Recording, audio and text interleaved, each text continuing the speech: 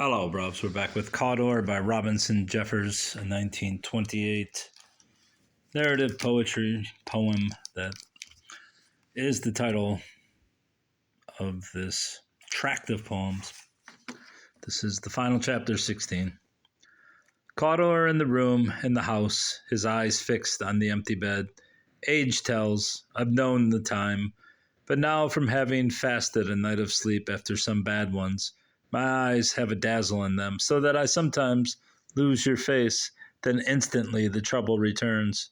I was cut deep, but never half my deserving. He heard a listener lean at the door, and the latch move a little. His face blanked and was still. After long silence, a gentle tapping, and spoken through the shut door. I think you are not well. Let me in a moment.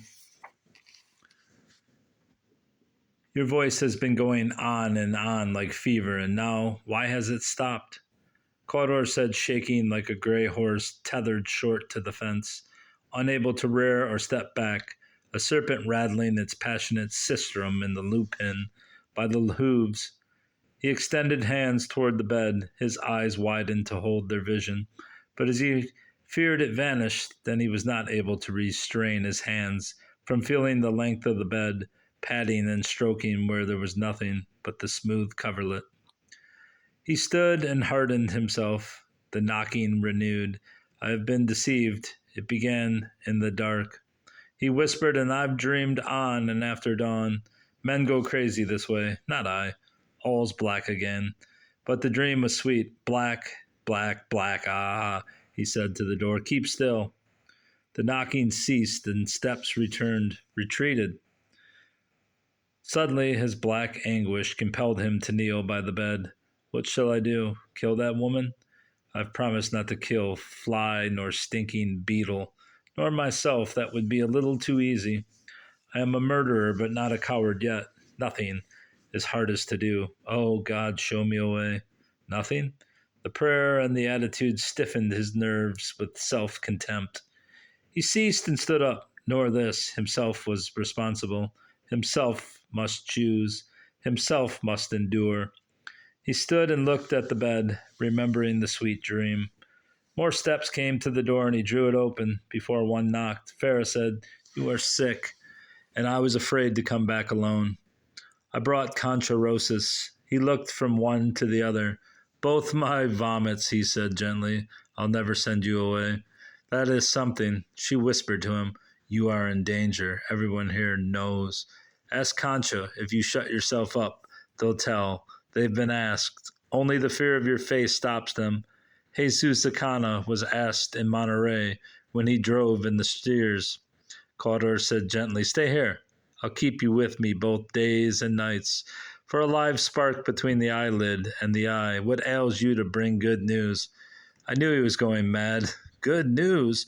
Why, they'll not hang you. I'll be your perfect witness to keep you alive, buried alive while all the strength you're proud of rots and drops off, and all the stupid and deceived mind tears itself into red strips behind gray stones and black iron. Where is it, San Quentin? Oh, kill yourself, Cawdor. You have no better hope. I am all you say, blind, blind, blind dupe, he answered, but not a coward yet. My God, watch the man cling, Concha. Who'd ever think that his was sweet to live? But it's not love of life, it's terror of death. He was not listening. He looked with softened, anxious eyes at the bed.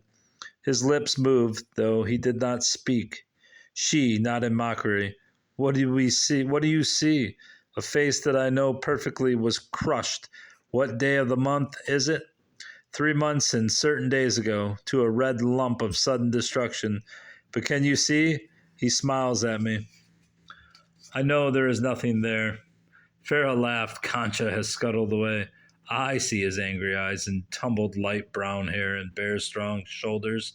Yes, his hair. When I ran in here at dawn, he lifted himself in the bed like a white sea lion out of the running wave. His breast was bare, and it was smooth. It was like smooth grooved stone. You caught me here in the room. Cawdor looked down and smiled and trembled. Perhaps if I hadn't come, perhaps if I hadn't come. You were pitiful enough, she said, before. We'd both like to think that. No, he was straight and true and faithful as light. Hard as crystal, there was not a spot to hold by. We two are damned. She watched him shaking and thought that now he would make some end. But he looked downward, sideways, and said, "It has faded now. You needn't wait. I'll never do anything until I have thought and thought. I'll find a way," he said in the door. "I thought the woman was with you." "Concha? She scuttled, I told you. No, you said nothing. She followed. When they were on the stair, they heard George's revolver shot that killed the eagle, and the quick echo. Cawdor stopped on the stair and looked at Farah's face. "Why did you turn so strangely?" she said. "What do you see?" "I fear you have waited too long already, and now your mind is helpless among many voices and ghosts. Kill yourself, Cawdor, and be safe from that, for soon it will be too late." He said drearily, "Since you fooled me, my ears and eyes have the trick. But," with a burrowing motion of the head forward, "I'm not deceived. Not deceived. Who has Hood's rifle?" "Ah," she answered, "old fox. That hole won't hide you. He fired because you were coming at him to kill him. Your guilt's no less." "I lost it," he said. "In the night, in the oaks. I've often looked there. He loved it." They went outdoors under the twisted cypress trees, and Cawdor said, "What were you saying?" "He fired in the air, not at me. If you were full of eyes, you'd find no fault in him." Farah laughed out and pointing at the oak on the hill.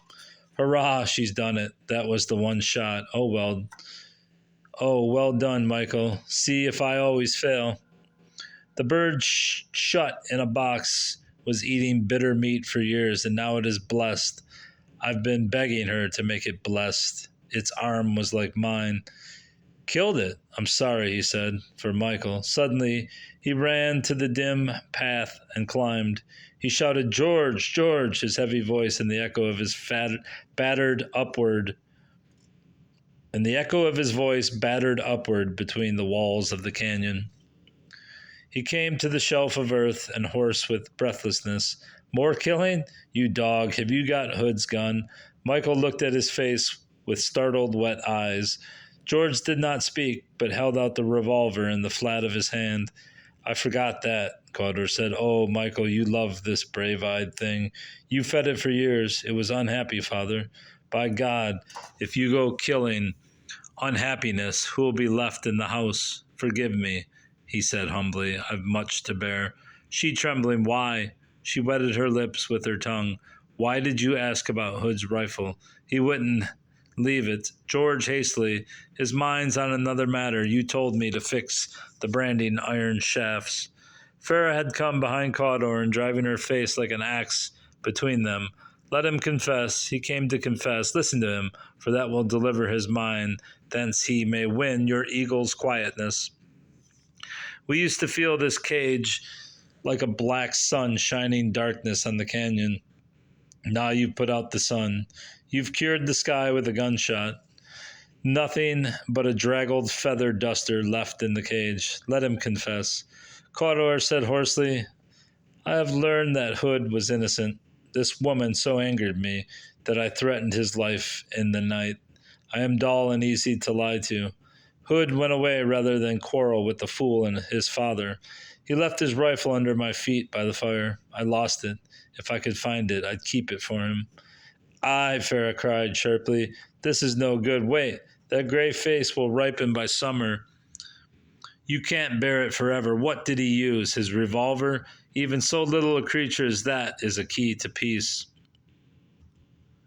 Cawdor said, "Let me see it again." George clicked the cylinder out of the frame before he handed it to him. Cawdor took and returned it. "If I were weak enough, I could find ways, though I am not wise." He saw a knife-edged flake of chipped flint, or I can't say that word. On the earth at his feet, they stood by Farah's father's grave, and the spring rains had fallen and not grassed it. Cawdor picked up the Indian wrought stone. "There were people here before us," he said, "and others will come after our time. These poor flints were their knives. Wherever you dig, you find them, and now I forget what we came up for." Why do you fix your eyes on me? For I can neither imagine what I must do, nor what I should say. You were like shadows, George said. Father, send this woman away. This is the bitter fountain. This is your sickness. For the rifle, she answered, Akana has it. Send me away. Do. I've a pretty story for strangers. I'll bring back eyes and dig for the old dog's hoard of bones. She said to Cawdor, Now you've grown gentle. You can't eat meat. But the others know we'd venison Thursday. Jesus Akana killed it. He says that he got his rifle in Monterey. Have you seen the rifle, Michael? You country people have quick minds. Oh, this is nothing, Cawdor groaned. What does Hood want with a gun? He hunts no more. However, do you see the sun? George took his arm. Come, let's go down. Now it's due south, he answered. And men come home from the starved fields for food. We'll go and ask him. George made a sign to Michael so that she stayed behind when the others went down, and Cawdor, seeing it, that was well done. I see you now. A moment ago, you were like shadows of moths when lamplight falls on the earth outside the window. If I could have caught you, I couldn't have held you. Send away sweet Farah. What should we do without her? She said, That flint came from an old man's grave you used to despise for his great weakness. He was the only mind in this ditch, but now you don't. What's it for, to nick an artery? It is hard, he answered, and pleasant in the hand. Last night I threw my knife out of the window for fear it might use itself of its own accord. I'd a good dream. He saw Akana among the cypresses and called him with the old strength of his voice. I hear that you've got Hood's rifle. You found it in the little oaks near by the rock. Oh, keep it, he said. Keep it, that's nothing. Kill all the deer for Hood has quit hunting. Buck, fawn, and doe, they say they have foot and mouth disease and carry it over the mountain. But if you see a white doe, that's the worst kind. Cut out her tongue when she drops. It's poison. You know that I killed him. You all know it. George knows it. You've been whispering for long, watching my face. You've been staunch and not told for askings. But that was wrong. It makes you accessory. Now you must ride and tell. Don't stay for dinner. Get meat in the house and eat on the road. For now I've confessed. If you don't tell, you'll be in the same sickness with Cawdor. Go, go. He pushed by him, and Akana stood all twisted, as Cawdor's hands had left him, unable to move, looking for guidance. At length George twitched his dead white face and answered, Go on, do what he says. He has chosen. While they stood, Cawdor faced the hill so that his back was toward them, and drove the point of the flint through fold and flesh of each eye, drawing sideways on the stroke so that his sight was burst, and blood and water ran down into his feet. He did not groan, but Farah saw the red stream fall by some yellow flowers. She cried, Have you done wisely at last? Now with that chip. Not with that chip. He groaned then, but answered nothing.